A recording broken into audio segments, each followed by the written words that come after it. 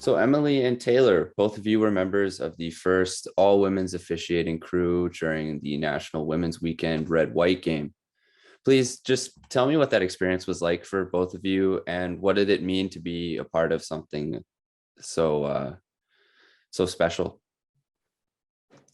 Um, I think it was just a unique experience in the sense that, we're so used to working with men all the time.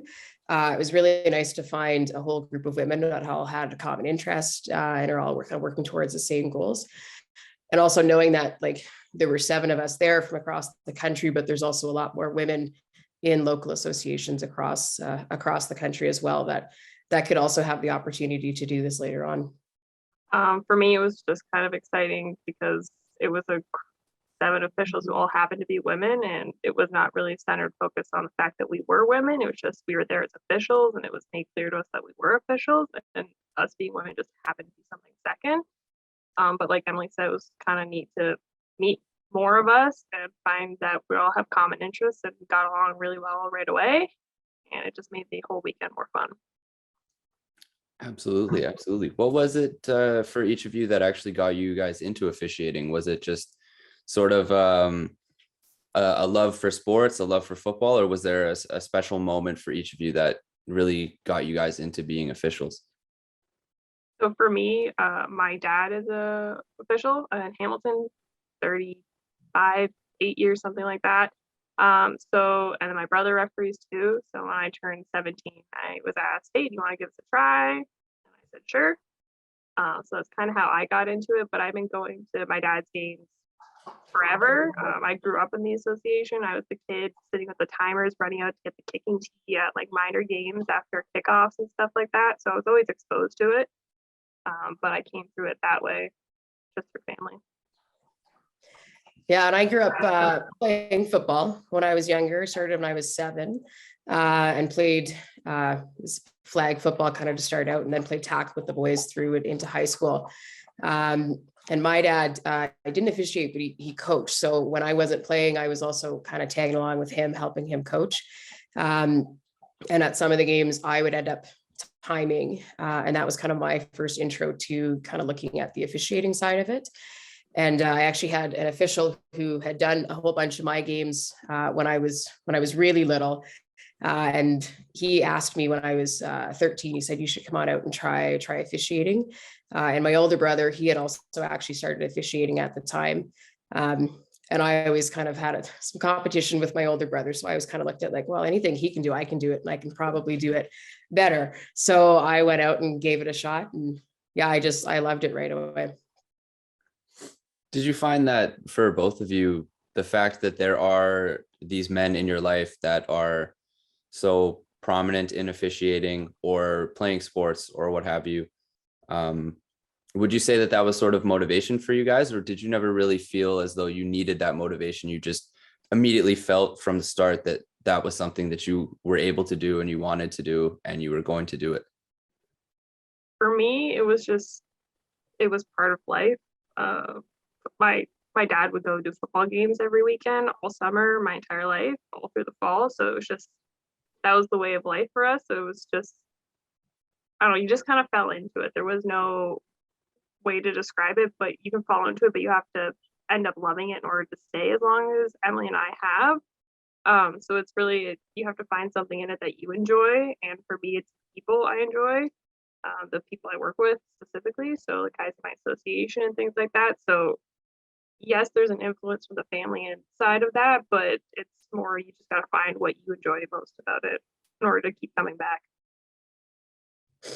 Yeah, I think there can be sometimes a little bit of a struggle to get started, and you need that support system to get going. So I was lucky and very fortunate with my family that was supportive of me playing football, and then I always had very supportive coaches going through, and I never necessarily felt that I had to really prove myself in there with the guys. And it was pretty quick, usually, that any team I played on, that they had my back for whatever it was that we were doing. And it's been the same thing in officiating. I've worked with 2 different associations now. I started officiating in Ontario with Lakeshore, and then moved out to Calgary when I started university. And immediately in both associations. There's lots of people reaching out, trying to provide help and assistance and wanting you to grow and to learn and to stick around, because we know that there's a shortage of officials. So everybody is really supportive of trying to keep officials within our officiating pools. And that's something we're really kind of focused on now is like local associations is we can get people, but how do we keep them to stay? So people will have someone come for a year or two and then that's it. How do you get them for the longevity, right? So it's the mentorship side of things. So that's where the support system comes in. Would you say that support system is the biggest thing and the biggest drawing factor in getting them to stay for the longer periods of time? I would say so, because if you don't have anyone that you can rely on or a group of people you can rely on to help coach you or feel like you're involved in it, why would I stick around? So for me, it's the same thing. I like coming back. I like working with the people in my association. I like going to games. I like the interactions we have. There's some like coaching that happens on the field between us, but there's always somewhere to learn and you always feel like you're supported. But we try to do that to all of our young officials, right? So it's not just centered on me to keep me in because I'm a girl, but just because we need young officials. So I really work and we all work to keep the young officials in and just try and coach them up.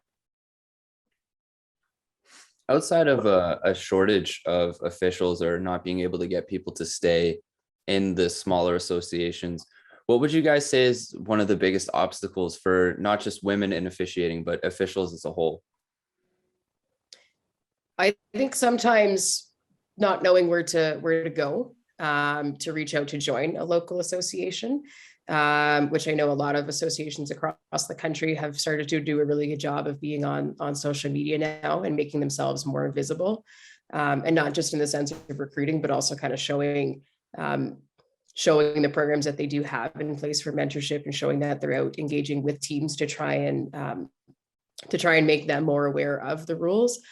So I'd say that's an area that we're improving on.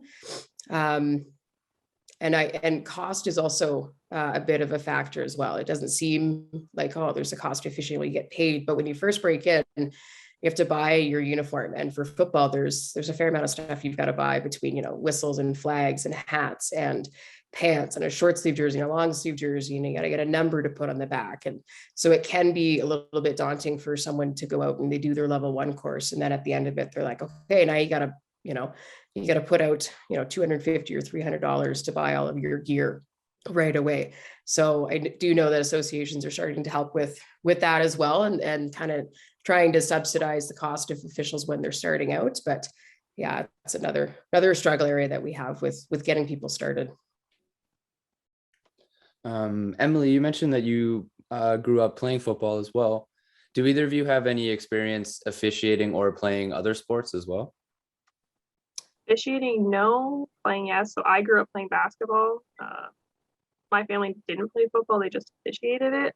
So it was more just basketball winter, soccer in the summer, but it's kind of what I grew up. Yeah, I grew up playing a whole bunch of different sports. So through school, I played basketball and volleyball, and that's actually my first experience with officiating was doing volleyball for middle school. It's pretty, it's pretty straightforward doing volleyball at that age. So that was my first experience with any kind of officiating. But I also played soccer and grew up competing as an alpine ski racer. No way, that's awesome. Yep. What excites you guys most about traveling to Finland this summer for Worlds? It's going to be a new place to go to. Get to see some old friends who I haven't seen in a few years from like officials from different countries, because I was able to participate in the 2017 Worlds, which led me to meet other people and a chain reaction occurred. So now I have special friends in different countries. So one of them is coming to that, which is exciting. But it's just the opportunity to learn. I learned and grew so much from the last experience because I was interacting with people with different rules and mechanics and stuff. So they were able to teach me things, and hopefully that occurs as well this time around. Yeah, for me, it's the first Worlds that I'm going to, so I'm just excited to go and see what the environment is all about. I'm excited to see the competition between all the teams from the various countries that'll be there, and be a part of all the interactions with the officials from around the world. Even within Canada, even though we use the same rules and we use the same officiating mechanics across the country, there's always little nuances and differences in signals and things that we do on the field, province to province, and even association to association within a province. So kind of getting to see what officials are doing in Mexico versus what we do here versus what they do in the States versus somebody in Sweden, I think is going to be interesting to see how they do it and their mindset going into it as well. And how important is the networking of officiating at tournaments like Worlds or over games like the red white game? How important is that networking with all the other officials to improve the way that you officiate a game, and how, I want to say, just important it is to the development of your officiating? So I think it's huge. Just from our group of 7 in Ottawa, you get to see the different level of experience everyone has, and the different access to mentorship everyone has, and things like that. So we're able to kind of like teach each other and learn and network. And now we have the ability for people who may have not had as much experience as, say, Emily or myself, to be able to reach out to us and say, hey, what about this? Or like see that there's possibility for more and to learn and grow. And that's kind of what I get from Worlds too, because I had that experience. I met people and they were able to help me out, and now I have people I can reach out to. Football's an interesting group because it's a weird community, but once you're in it, you're in it. And it's kind of neat that now we get to expand that to other countries and relationships and things like that. Yeah, I think it just provides you with access to a whole group of people that they've been in similar situations to you.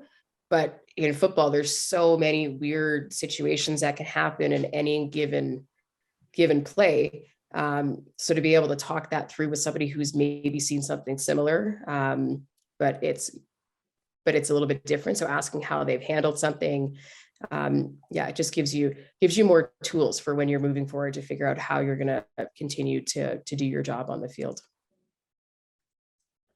My last question for you guys here. Just share with me a message that each of you have for other young women that are looking to break through in officiating or playing sports or coaching in sports, or any sort of involvement that they want to get into, and how we can normalize that. For me, normalizing it is not focusing on women specifically, just that get young people involved, right? Yeah, we don't want to, like, that's just a big thing for me, is normalizing it by not making it a thing. So it's exciting that we had a group of 7 officials who happen to be women, but that shouldn't be an entire focus for us as a group, because we need people to be involved in sports and all aspects of it, like coaching and officiating. So normalizing it by just not making it a thing, that to me is a huge thing, because especially as when I came in at 17, people were a little like, oh, there's a girl on the field, and you're just like, well, yeah, that's how it is. And even I had a game the other day and there was a girl kicker, and the boys were like, is it a girl? And I'm like, yeah. So just normalize it, right? Don't make it a thing. It's just, they're out there, they're officiating, they're coaching, they're playing, but don't make it a big deal. Yeah, and I would say that, just for people to know that it is becoming normal.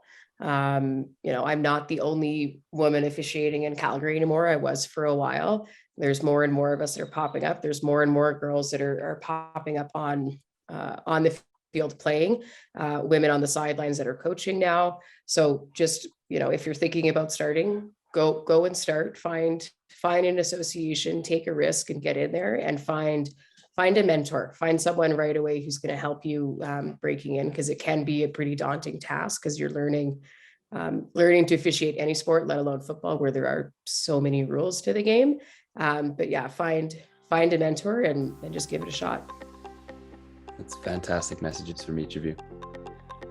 Thank you so much, guys. You guys have been fantastic, and I wish you nothing but the best at Worlds, and good luck. Thank you. Thank you. Thank you so much.